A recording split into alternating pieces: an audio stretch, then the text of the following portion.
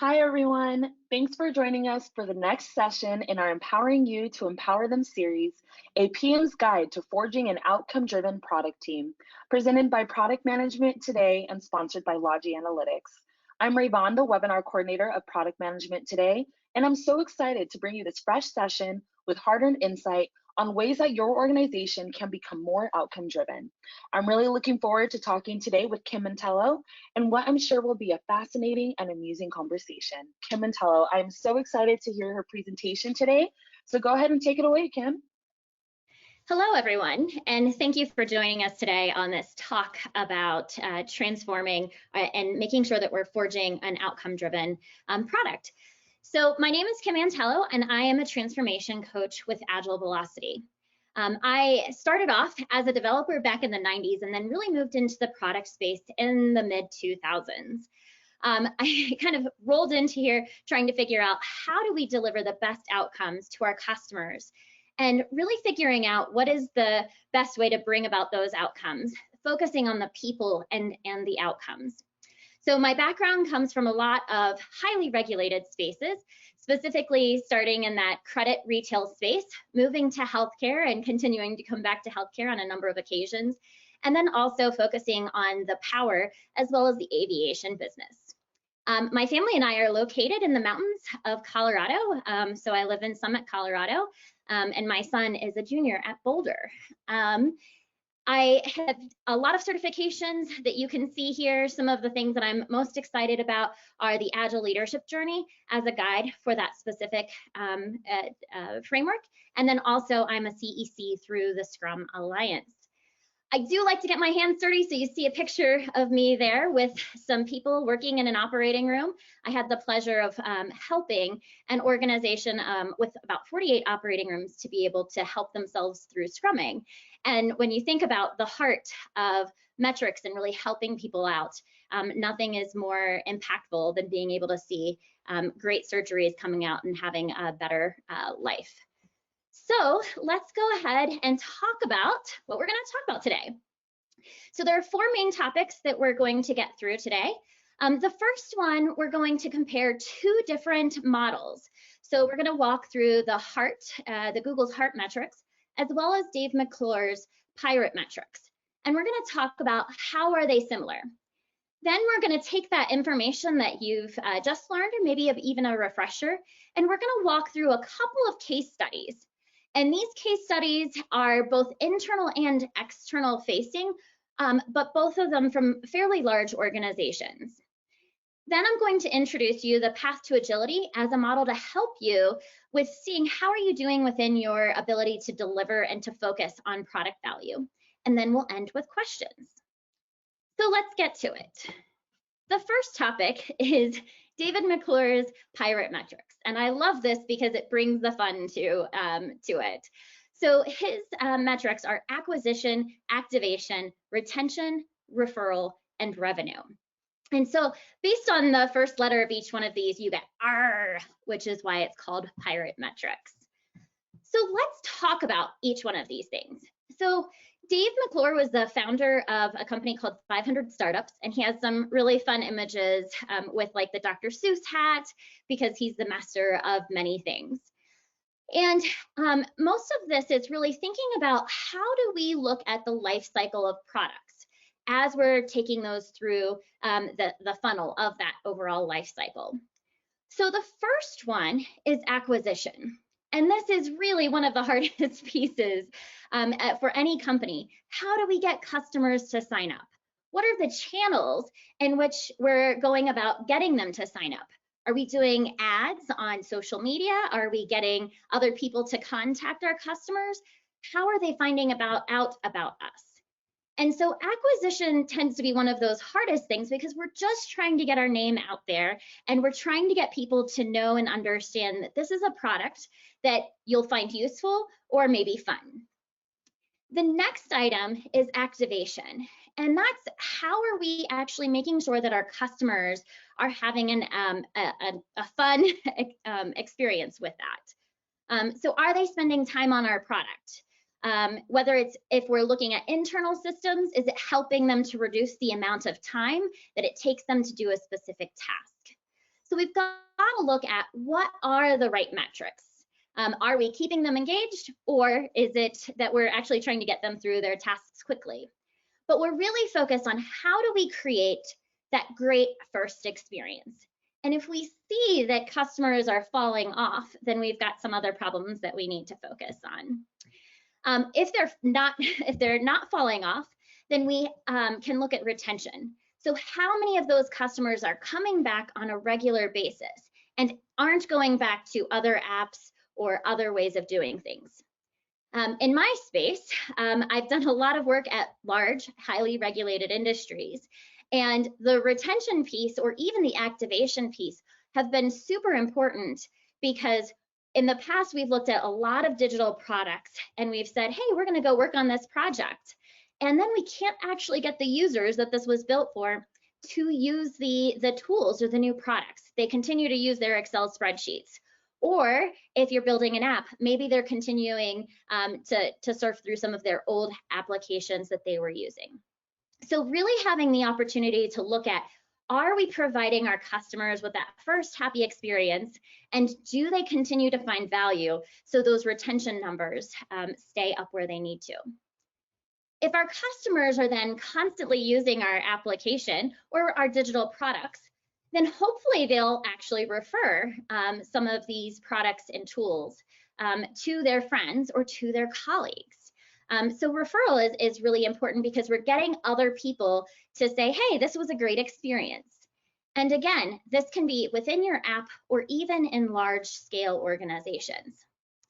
The last one is revenue. And this is generally talking about, how are you making money? How are you monetizing your product? Again, with some of the background that I have, oftentimes we forget about what are the things that we're doing to help the company save money as well.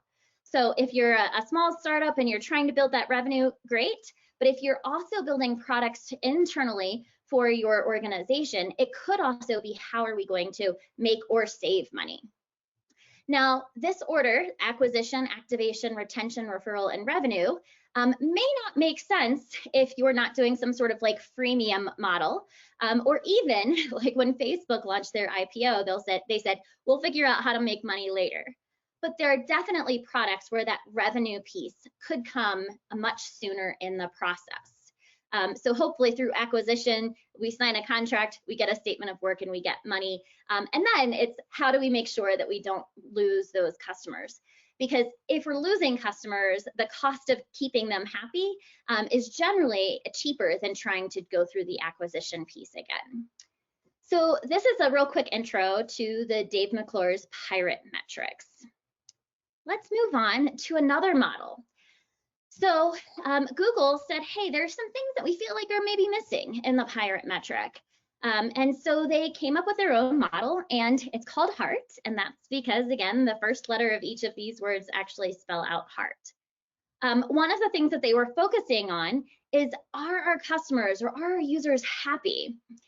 So the first piece is, are our customers happy with actually using this particular tool or product?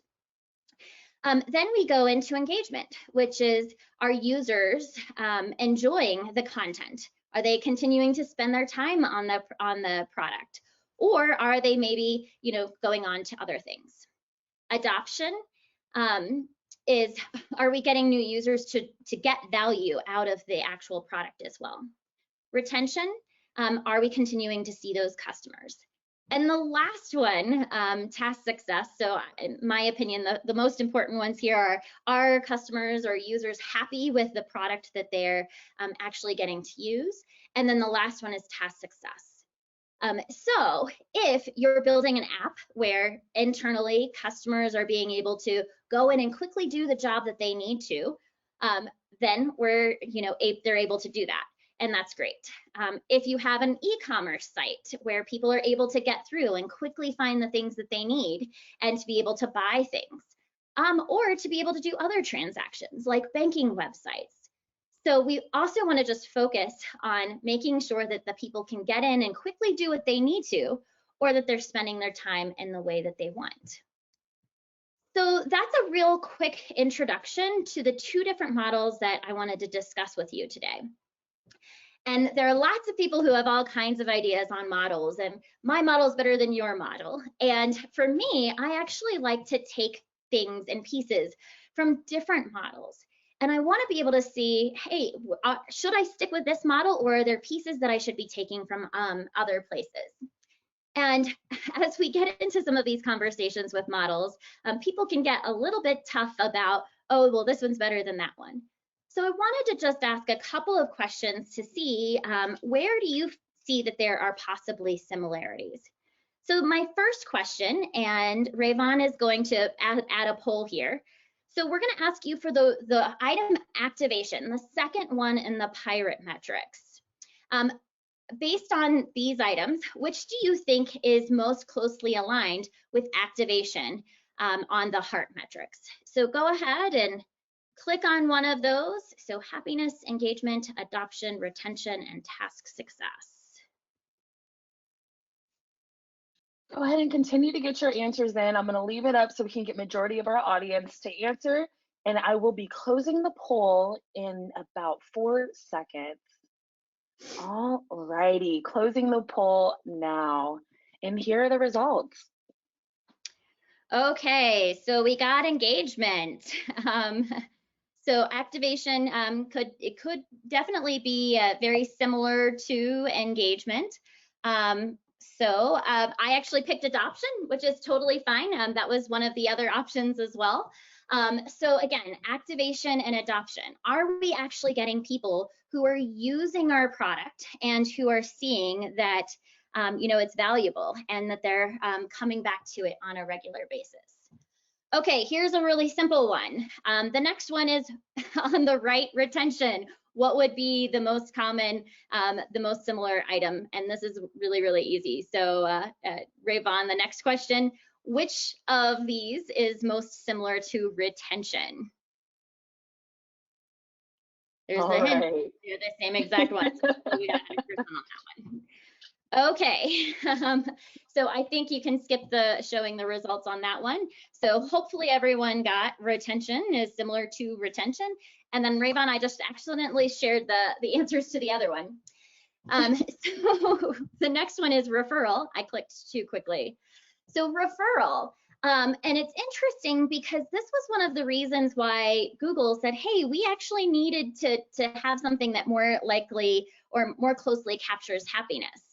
And it's interesting because one of the items that people typically focus on from a metrics perspective as happiness is the Net Promoter Score. And for those of you who are familiar with the Net Promoter Score, which comes from Bain, they actually ask, would you actually recommend this particular thing to a colleague or to a friend, depending on the specific context? So the point of this is to say, we want to make sure that we're not just saying, hey, these are two different things and they're pitted against each other. When we're looking at product metrics, there's all kinds of different metrics that you can go out there and look at. We do want to make sure that as we talk about these conversations, and as you're thinking about how do I know if I'm building the right products for me or for my organization or for my product, how are we capturing the right metrics?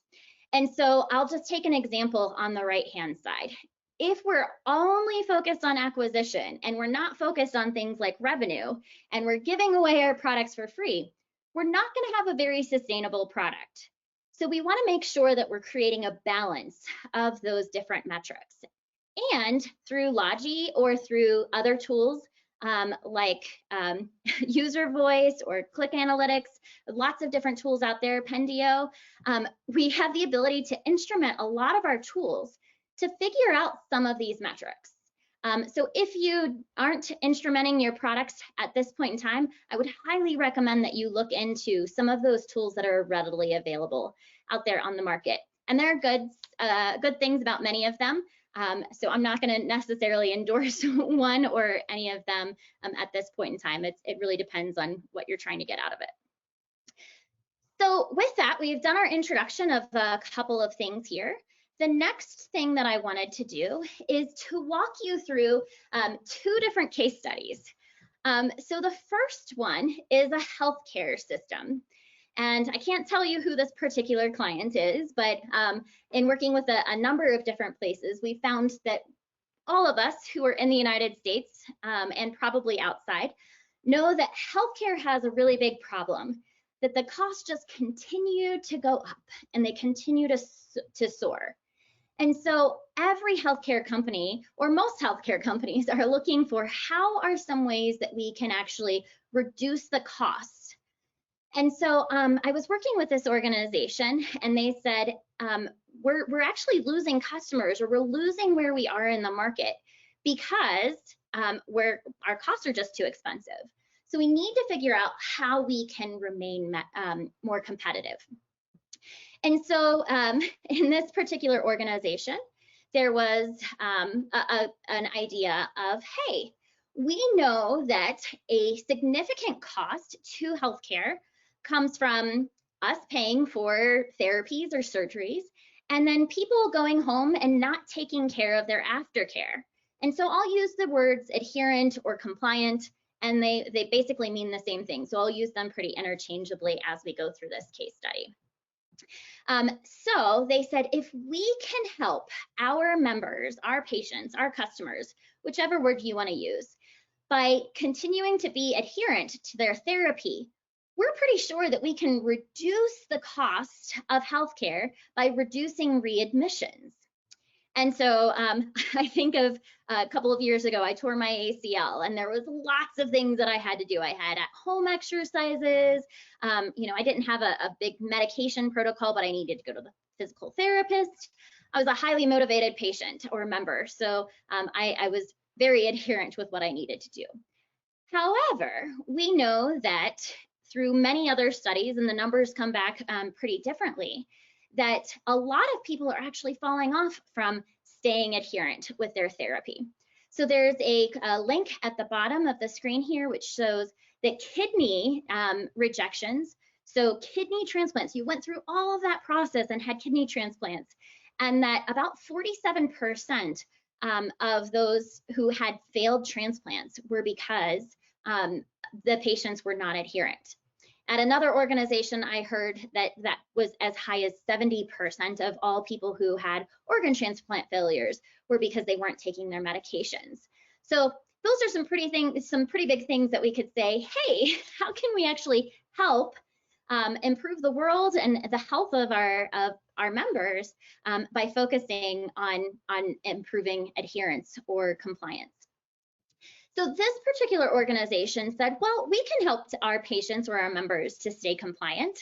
We're going to build out this big system, and we're going to call the patients, and based on their diseases that they have, we're going to make sure that they stay adherent. And so they built this big system, and they were creating 100 different assessments so that we could make sure that our patients or our members were staying compliant.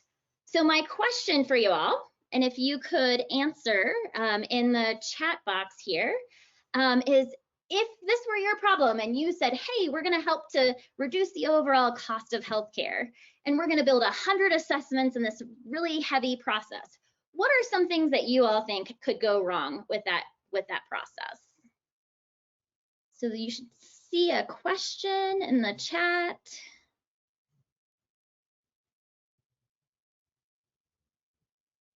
Rayvon, I'm not seeing anything. Yes, give me 1 second here.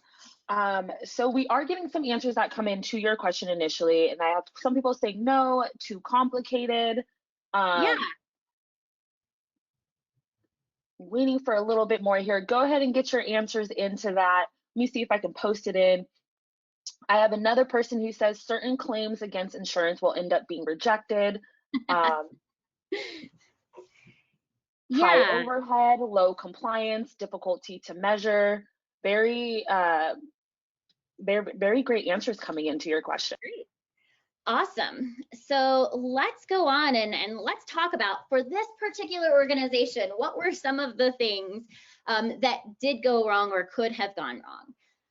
So the first thing is, anytime we're making a huge investment in our products, and in this case, it was a digital product that internal people were using to have conversations with their members or their patients, because they were more focused on a Medicare audience, so people who were maybe not so, tech savvy. But the first issue is we're going to spend all of this time and all of this money building all of these assessments. Is this going to be a big waste of time? So my first answer would have been similar to what someone else said, which is, this seems really complex. How do we know that we're going to get any of the value out of it? But as they started to build this thing out, there were some pretty simple things that were coming up. So the first one is they actually had a problem getting customers to answer the phone. And some of them were saying, hey, you want me to give my personal health information out over the phone? My kids have told me I'm not supposed to do that kind of thing because you could be scamming me and trying to get all of my money. So the first thing was, how do we actually build that relationship and let them know that whoever's calling is actually calling from the health insurance company as opposed to scammers calling from who knows where. The next, and so they actually had they had less than 20% of people who would even take the phone calls or give them the time of day. Another one, which was really interesting, was, hey, I'm on painkillers. So I just got out of surgery and I've got this thing and I'm not even supposed to drive. Oh, and I live in a rural area. There are no Ubers. So how am I supposed to get to my follow-up doctor's visit? So as they went through that, it was like, okay, well, how do we help with that? And then another one was, you want me to talk to a clinician and they have like 100 questions that they want to ask me? Am I willing to take the time to talk to this person? Or it could be that they wanted to talk to the clinician all day because it was someone to talk to. But a lot of the feedback from that particular portion of the problem was, hey, this survey, these assessments are just taking way too much time. So we really wanted them to think about what were the real reasons why members or patients were not being adherent. And there were a number of things that came out. One of them was transportation. How do we actually get people to their doctor's office visits or their physical therapist visits or their lab visits, given some of the other complications that they might have? Maybe it was they were afraid to spend money on the additional care, or maybe they just forgot to take their medications. So the next thing that we needed to do was to take a look at what were some of our leap of faith assumptions. And so this is actually called out in the Lean Startup, which is by Eric Ries. And I had the opportunity of becoming a FastWorks coach when I was at General Electric back in the 2000, I'll say 15-ish time frame, when he did a lot of work with them. So we want to at least put out there, what are some of those leap of faith assumptions? And how can we go about testing them with some of the metrics that we talked about a little bit earlier?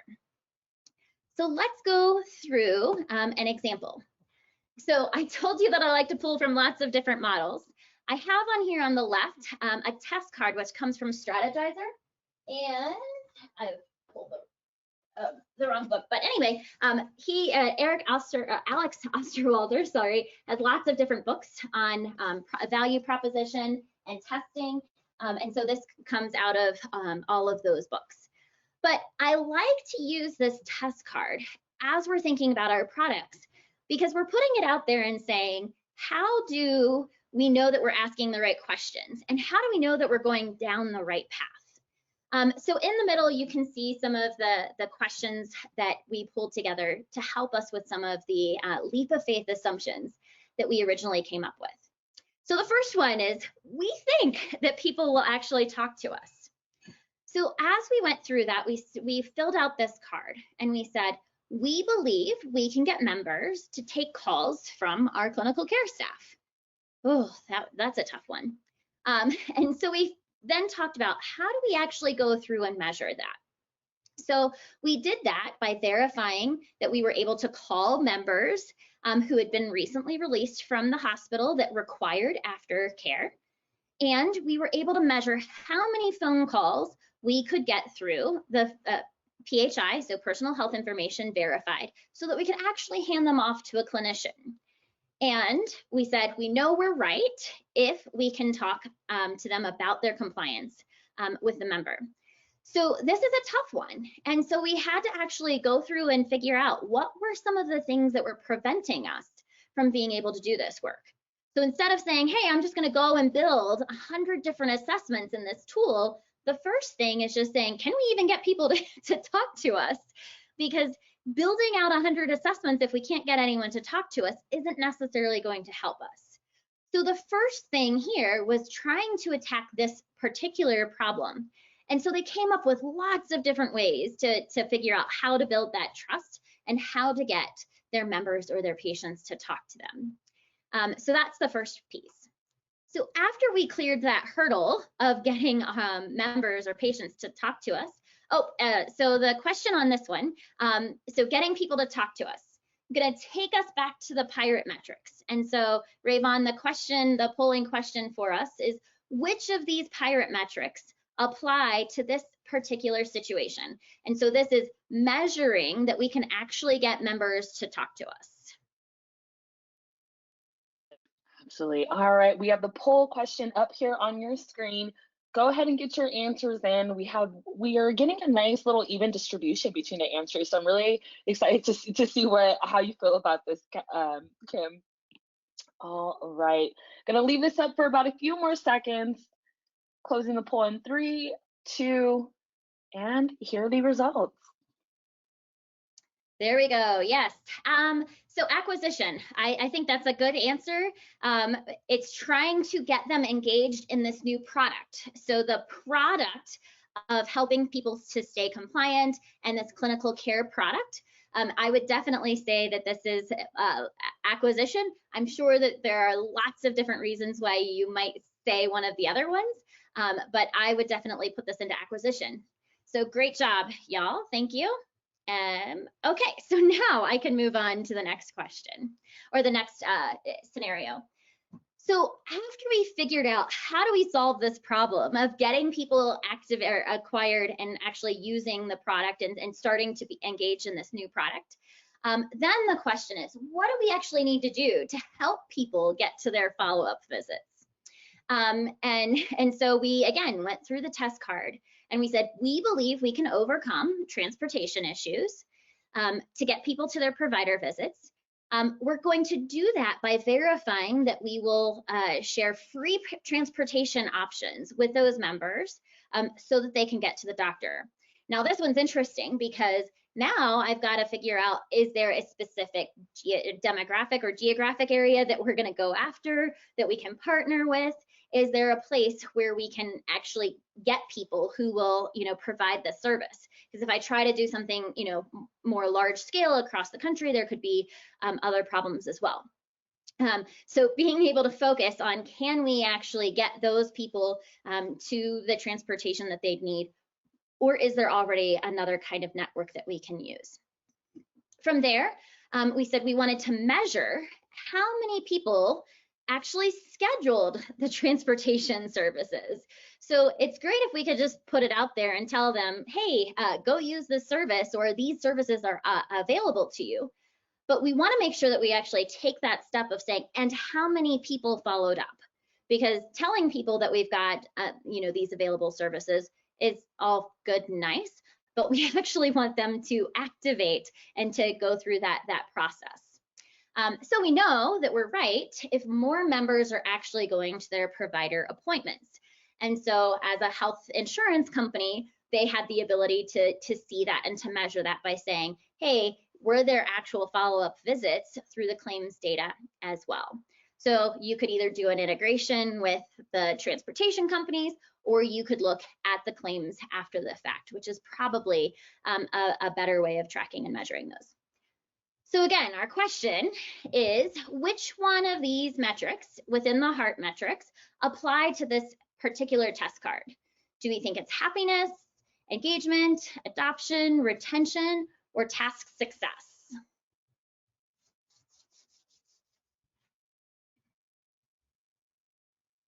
And as a coach or a consultant, I do say the answer, it depends a number of different times. I can definitely say the answers coming in. Definitely corroborate with you on that. Gonna leave this gonna leave this up for about 3 more seconds. Closing the poll in 3, 2, and here are the results. Okay, yeah, so adoption, absolutely agree with that. So they're adopting the services, they're actually taking the advice of the clinical care team, they're getting them to get, engaged as well. The other one, task success, I would definitely include that as well, because, hey, we got them to sign up for transportation so that they can actually get to their doctor's office visit. So those are definitely great answers. Okay, let's move on to the last part of this particular case study. So on this one, the next question is, hey, if we can get people to the doctor's office, there could be other things that are preventing people from staying adherent or compliant with their therapy, their aftercare. So some of those things, like we talked about earlier, medication, or doing their physical therapy or their exercises that they're supposed to, or their follow-up screening. So we already talked about getting them to the doctor's office. So the first thing that we could do is to take a very small, a very narrow look at things and say, are there specific members within a disease state that we need to make sure that we're doing follow-ups with? And so now we know that we can get people to go to the doctors because we're helping them with their transportation. They're actually talking to us. And now we can see, hey, are these assessments doing what they should? You could have other things like how many assessments were actually completed. But the big question here is, are we measuring those readmission rates? And so this is kind of the big end goal. So with this last question on this one, what do we think? Is this happiness, engagement, adoption, retention, or task success?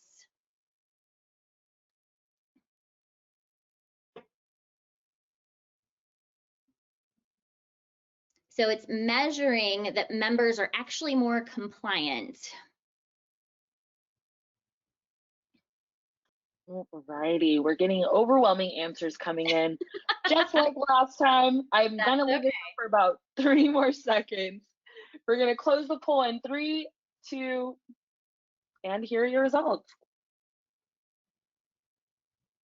Okay, great. So we got task success. For this particular situation, hopefully, if my surgery or the therapy that I originally was given doesn't require me to go back into the hospital because I wasn't adherent, hopefully I'll be a little bit happier. But the this metric specifically of are we actually seeing that readmission has gone down is telling us that we've been successful with the tasks that we're actually doing. And so we'll get lots of other things that are a part of that. One thing is, are we able to get customers to say, hey, I've been happy with this overall process? So they might do like an NPS score, a net promoter score, and saying, hey, would you be willing, or would you, rate this as something that you would refer your other friends or family to? And so happiness definitely pulls into that. And so we want to make sure that we're not just making our customers angry by pestering them with making sure that they're compliant, but we do want to make sure that we're actually making our members healthy as well. So again, different ways of being able to show how you can use the heart metrics or even the pirate metrics through this overall process. I do encourage you to take a look at these things and say, hey, how can we actually bring data to the conversation? Because if we've got executives or people who are higher up in the organization and they just say, hey, go do this thing, go build out those 100 assessments, you actually see that your teams and you as product people get more excited when you can see that you're moving the needle, as opposed to saying, hey, I'm just delivering features. I'm a feature factory, as Melissa Perry describes them in her book, the feature trap, or the build trap, sorry. So we really want to make sure that we're focusing on looking at the specific outcomes from either heart or from the pirate metrics to make sure that we're going down the right path and that we aren't getting off of what we're supposed to. So one more case study, and I'll go through this pretty quickly. We did something very similar as I was working with an organization that was focused on fleet management. And I wanted to quickly walk you through the pirate metrics that we did with this fleet management organization. So they were replacing a customer portal that had been built over years, and it was this big Frankenstein of a thing. And no one was really taking a product focus to it. And they found that customers found it extremely crazy to work with. It was hard for new people to get even IDs to log into this thing. And people were very comfortable with their Excel spreadsheets. The problem was we were finding a workforce that was frustrated because they were getting called at all hours of the night and everything was always a fire. So when we look at the acquisition, the problem was that we had customers who were calling our customer support team for everything that they needed. And so we could look at how many calls were they getting, or from an acquisition perspective on the tool or the product, the new product that we were building, we could focus that to how many new people were signing in or how many new accounts were getting set up on the new tool. But when we look at it from a healthy perspective, the question was, for our customer relationship management team, what was their work-life balance? And so if we could actually get more people to use this new product, we knew that our number of calls to the call center should go down, and we knew that the CRM work-life balance should be able to go up so that they weren't so frustrated and we wouldn't have as much turnover. The next thing was looking at activations. So again, this was an old product that had, become a Frankenstein. It hadn't really thought about the customer and the user themselves. But we said, well, if we can just get customers to be able to answer their own questions and to be able to solve those answers quickly, that will help us with being able to activate our user base. So instead of having them use their Excel spreadsheets or to call their customer relationship management person, instead, we then focused on what is the turnaround time? How quickly are people getting into the tool, to the digital product, and are they able to resolve their specific problem? We then could see that some of the metrics that we were looking at was, are we actually increasing our sales? So in this case, the majority of the benefits for this product was that we were getting better data and that we had better visibility to the fleet, because we couldn't see the data if it was all just sitting in Excel spreadsheets. But now, because we could get them quicker answers, they were actually able to buy on our website instead of having to wait until the next morning when someone could actually answer their phone call. The next thing was retention. So getting people to come back on a regular basis. So we were starting to see that instead of using some of the old tools, we instrumented all of the products or the pieces within the product so that we could see where were customers coming to. Were there areas where they were like, hey, I can't find what I need? And so we were looking at how many clicks they were doing, how long were their sessions, how many unique sessions did they have? And then the great thing about this one was that we actually started to get more of our customers engaged. And so they would leave us feedback. And for this particular product, the product team chose user voice. And so the customers would leave feedback on that tool. They would, other people would then come and thumbs up and say, hey, yeah, I would really love for that feature or that capability within this product. And so we then had better visibility into the feedback from our customers as well.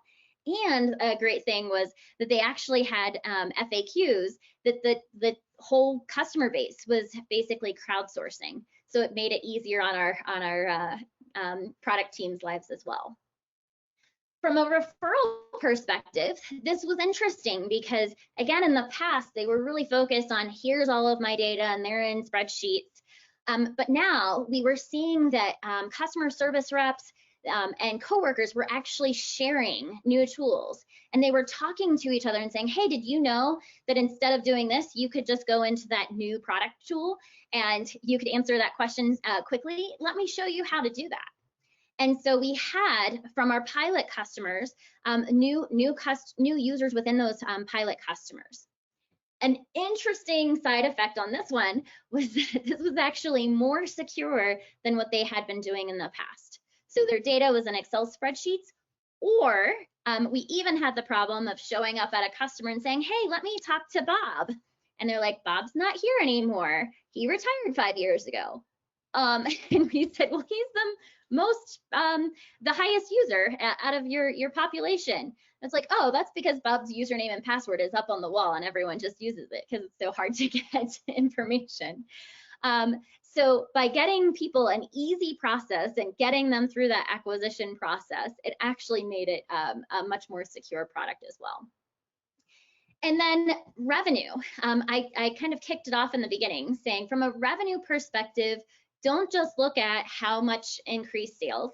If in many cases that might be the most important thing, but in some larger organizations where you're also building internal tools, it could also be how are we reducing overhead, or how are we getting better data, and how do we monetize that better data? So it's not just revenue, but it's how are we making or saving money, and also looking at lower support costs. So if we're focusing on what are the products or the features within our product that we need to focus on, what are the things that people are actually using, this helps out overall. So just to wrap up the kind of next portion of this, I want to talk about what have we learned. So we've introduced the heart metrics as well as the pirate metrics. So happiness, really focusing on making sure that our customers are happy with the product, then they're engaged, they're adopting. Hopefully they're not going away and forgetting about our application or using a different tool, or dealing with the switching cost of going to a different tool or a different product. And hopefully they come to our product and they're able to do what it is that they need to do, and they have task success, doing that while making sure that they don't get frustrated in the process. We also talked about the pirate metrics. So specifically looking at how do we acquire new customers, how do we actually activate them, what is the retention and making sure that they don't go away, how do we get them to refer people to the product, and then also revenue. We also talked about making sure that we're taking a balanced look at these things, because if I just look at task success but not happiness, or if I look at acquisition at the cost of revenue, that would be a problem. We do want to make sure that we're focused on how do we instrument our products so that we can track how are these things doing. So on the referral, one thing that I forgot to say a little bit earlier is great that you're doing communications, get people to send emails and all of that, but make sure that you have the tracking mechanisms clicked on and turned on so that you can see how those things are working.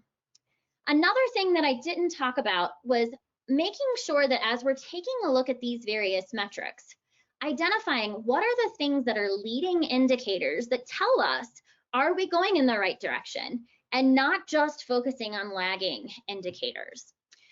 Because the overall cost of reducing the cost of healthcare, that takes a long time with being able to track and then pinpoint and say, hey, was it this particular thing that helped us through that? Things like retention are often going to be lagging indicators. So how do we find things that actually point us in the right direction to say that we're going where we should? So that's a recap of both the heart and the pirate metrics. As well as a couple of case studies on actually looking at these things and making sure that we're using data and information to ask the right questions and to see if we're building the product in the way that we should. One last thing that I wanted to introduce to you before we get to questions. So I work for Agile Velocity, and we use this framework in our Agile transformations called Path to Agility. And one of the reasons why I really like this is that it's focused on 9 different business outcomes. And as a product person, speed and market responsiveness, quality, customer satisfaction, and continuous improvement, innovation, those are all really important as we're building our products. And we talked about those through the heart and the pirate metrics. But Path to Agility gives us a way of helping us through a transformation, whether it's to be more agile or to help us with business agility. It's broken down into 5 stages, very similar to the ADKAR change model, as well as to the Kotter model. And we're looking not only at the teams, but also at a team of teams and an org level. We have 25 different agile outcomes and lots of different capabilities. One of the things that we've spent a lot of time on in the last year is really focusing on this products defined. And so the overall framework gives us a map. And so all of these things that you'll see here actually appear on our map that says, hey, maybe we need to look at compelling purpose so that people know, why are we building this product? Or why are we trying to make a change in how we are doing work? But it is very heavy on the product focus. So do we have our products defined? Are we in alignment with the value that we're bringing? Do we have product management or product value management that we're actually capturing? So I just wanted to give you a highlight of 2 of those cards. So the map has a number of agile outcomes, which are not just here are the practices of doing things, but they're actually showing outcomes that help us to get to those business outcomes. So having a clear product management responsibility established and customers, stakeholders that are engaged is that one outcome. And then as a part of that outcome, we've got lots of different pieces that help us with those capabilities. And lots of the things that we talked about today are in these assessments. So taking a look at from the product perspective, are we really focused on measuring what we're doing? And are we willing to pivot? Are we making those things clear? So last slide to close. I would love for you as product people to find the heart in your metrics, not to put down the pirate metrics. But my goal in life is to help us to build better products so we can make the world a better place. So start measuring what matters. If you take those if you start measuring those heart or those pirate metrics, they help you to know if you're on track, or if there are things that we should be, changing our direction. And again, they help us with making a bigger impact in the world. Your team will see a lot of the impact that they're making if they can actually see, hey, we're getting our customers to get more engaged, and these are the things that they're able to see. Oh, here are their big pain points. How do we address those so that we can reduce the retention issues? The last piece of information that I'll leave with you is, don't just look at the numbers. Don't say, hey, this is the problem. I guess we're going in the wrong direction. But double click into those questions and have a conversation and see what's going on. I know I've definitely built products that we've built out some really great functionality, but the users could never find it.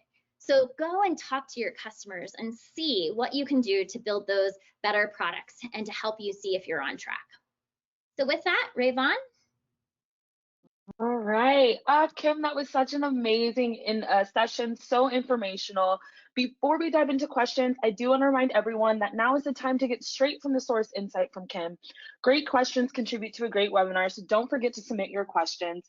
Additionally, we understand if you need to run. Just know that today's session is being recorded and will be emailed to you within the next 48 hours. Lastly, don't forget to register for the next episode in our Empowering You to Empower Them series, How to Establish and Sustain a Culture of Product Innovation, presented by Bob Weber. This is an informational session that you don't want to miss. We will be sending the link to this session to the chat box right now, so don't miss out and register today. All righty, so let's go ahead and dive into some questions. For our first question, it's coming in from Emily. She says, my organization is driven by what the executives say we want. How can these metrics help us to build the right things? That's a great question, Emily.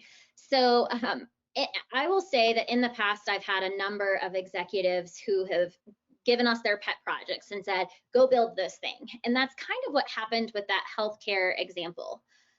So I had a product owner who was like, no one wants these things that we're building. And so they were able, we were able to coach that product owner through going and asking questions and talking to the customers, and then starting to bring some of the heart metrics as well as the pirate metrics back to their VP.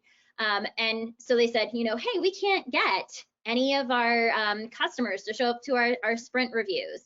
They're not giving us feedback. They've actually told us that they don't care about this product.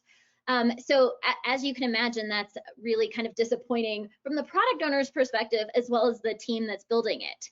So by capturing some of the information from these heart metrics or from the pirate metrics, we were able to tell a different story to that VP. And so we were able to get them to kind of put away their pet project, knowing that there's tons of other work that needed to be done, and going and actually talking to those customers to figure out what were their pain points, what were some of the problems that they were running into, so that we could then prioritize that work instead of the work that the executive had prioritized. Such a fabulous answer there. And if anyone has any follow-up to that, go ahead and put those into the chat, and I'll make sure to bring it up throughout this last 7 minutes that we have in this session. Our next question is coming in from John. Just to give a quick little background, he says that his company is not so much, they're a little bit of a startup and they haven't really been using those metrics quite yet. So he wants to know, what are some common challenges that you have seen, you know, in your work with working with other companies when they have tried to implement these metrics? Or that Yeah. he should be aware of, I guess you could say. So one of the first questions that I'll ask when we're building products is, how are you measuring this? So if you have some tools that have not necessarily been instrumented with like the click analytics, or how many sessions are being used, or how long are they spending on things. I've even had products where they track your like eye movements. So if you don't have that, the big question is going to be, what are some things that you could do to measure? One of the warnings are, hey, let's not just focus on some of the vanity metrics, like, yay, we've signed up 1,000 new users, but are we actually getting them to sign on and to be engaged? So it would be working with your team to figure out, how can we take some of these metrics, how can we actually measure them in the easiest possible way? And could you use a tool like Logi or others to be able to help you with instrumenting your product? Another fabulous answer there. Thank you so much, Kim. And John, if you do have follow-ups, go ahead and put those into the chat. Coming up with our next question here, and it's coming in from Christian. He says, how differently can these metrics be used in a smaller organization? Yeah, so I went through 2 examples from very large Fortune 100 companies, and one of those is actually, I've got probably 3 examples of that same case study. But it's really just taking it and focusing on your product. So I have a friend who is in the middle of a startup right now, and he's just trying to get people engaged. So he's saying, how do I get, content builders to get engaged, so that then I can make sure that I'm bringing customers in to be able to consume that content. So you can use these same metrics regardless of the size of the organization that you're in. You might ask some of the questions a little bit differently. It could be, how many people show up to your webinar, or how many people are engaging and answering your polls or your questions. So it really depends on your specific product, and seeing how can you measure how those things are being engaged. I just bought a Lomi. So if those of you who don't know what a Lomi is, it's a countertop composter, because I live in the mountains and things don't compost up here. Our season is too short. But they've got all sorts of things of like, how many people are on their Facebook groups. So even just figuring out, how could you measure the number of people who are engaged, the number of people who are following, the number of people who liked a LinkedIn post or an Instagram post.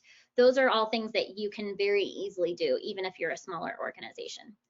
I would even say it might be easier to do if you're a smaller organization, as opposed to instrumenting some things in a larger organization and getting things through your security team sometimes. Absolutely. Another fabulous answer there. We have time for one more question, and this one is coming in from our audience member, Patrick. And his question, it's really specific, but I think overall it's really helpful. He says, for medical device equipment, what are 2 basic metrics that similar companies are using, or that you know of? And I think overall with this question, like, how can you go about finding what metrics are going to work best for your company, or for the product that you're using, I think is the best way give that question an overall view. Oh, so Patrick, you're pushing the boundaries of my knowledge here. I know what medical devices are, but I think I would not be very well suited to answering this question. So, I mean, it could be how many times is it on, or how often is it on? So I probably shouldn't answer that question. But I would encourage you to just Google. Take a look at like, go out there and find, you know, what are some things from like a product metrics perspective. The product school also has some things as well. So go out there and say, hey, how do you measure success? Or how do I know if you're talking about from a medical device equipment perspective, how good is it working? Are we getting regular reads from it? Or, you know, things of that sort. So sorry for not being able to give you a better answer about medical device equipment, but there are all kinds of resources that are online. Also, so I pulled out the Alex Osterwalder one. This is his book, Testing Business Ideas, and so it's the name of the company is Strategyzer. And there are all kinds of things that you can do in here to test what you're doing. So I would assume that if you go through and look at some of these tests, you would be able to find some things that would fit specifically to your industry or to your product. And sorry, Patrick, I couldn't give you a better answer. Patrick says great suggestion, so it was a helpful answer overall. So since you mentioned resources, I think this would be very helpful for our audience here just to close out. What books or resources have helped you with building the right thing? Yeah, so I would say that, you know, early on in my career, I was just a problem solver. And so I was just trying to find ways of going about things. But in the last decade or so, there have been tons of different resources out there to help us. So I always love Simon Sinek. He does start with why. He also has the Infinite Game. So that's a great place to get going. You know, really putting it out to your employees to say, hey, here's the problem that we have. What are we actually trying to do with it? Another one is I actually mentioned Melissa Perry previously. So Avoiding the Build Trap. That's a great book as well. There are lots of different things in there to tell you about how to go about, you know, finding the actual problems, observing people and things of that sort. I already said all of the Strategyzer books. Eric Ries, so he has all of the lean startup books as well. I went through the FastWorks coaching process. It feels like it was a decade ago, but not quite that long ago. And then from a leadership perspective, I always love, you know, Patrick Lencioni as well as Simon Sinek. And the reason why I say that is because Patrick Lencioni talks about creating trust within your team so that you can then have some healthy conflict and to debate things, which comes up with better ideas. So even though it's more leadership focused, it's actually helping you to say, what are the products that we should be building and how should we build them? So I love his leadership stance to help us build better products. Absolutely great answer there. Thank you so much for telling us about all those different resources that that we can use to build the right products there. And with that, this is all the time that we have for today. I hope everyone had half as much fun as I did and learned as much as I did. Thanks to our sponsor, Logi Analytics, and thank you to you, Kim, for giving us such an insanely informational session here. Thank you. And a big thank you to everyone, to all of you for joining us today. I hope you all have a wonderful day and enjoy the rest of your week.